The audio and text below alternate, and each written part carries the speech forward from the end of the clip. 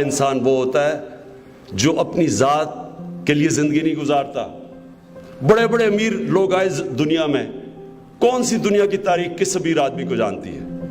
لیکن اس امیر آدمی کو جانتی ہے جو اپنے پیسے سے انسانوں کی خدمت کرتا ہے. جب ان کی فوجوں نے فتح کر لیا سارا عرب, وہ انہوں نے اپنے اسی گھر میں رہے, مسجد نبوی میں, محلات نہیں بنائے. جب وہ جا رہے تھے دنیا سے, کوئی جائیدادیں نہیں چھوڑی اپنی, کوئی پیسہ نہیں بنایا. یہ جو پیسہ بنانا ہے یہ سب سے زیادہ بت پرستی ہے. یہ ہم یاد رکھ لیں کہ اگر انسان جب تباہ ہوتا ہے وہ اپنی زندگی کی مشن پیسہ بنا لیتا ہے. ہم نے اپنے نبی صلی اللہ علیہ وسلم کی زندگی سے ہمیں یہ پتہ ہے کہ وہ اتنے عظیم آدمی تھے.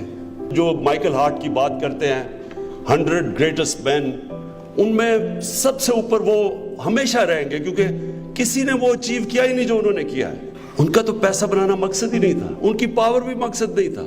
جو بھی وہ کرتے تھے ایک انسانیت کے لیے تھے. جتنے بھی بڑے بڑے صوفی آئے اس برے صغیر میں, آج بھی ان کے مزاروں پہ چلے جاؤ, لاکھوں لوگ جاتے ہیں وہاں, کیونکہ وہ ان کی سنت پہ چل رہے تھے نبی صلی اللہ علیہ وسلم. وہ بھی بڑے انسان تھے. جو ان کے راستے پہ چلتا ہے وہ بڑا انسان بن جاتا ہے.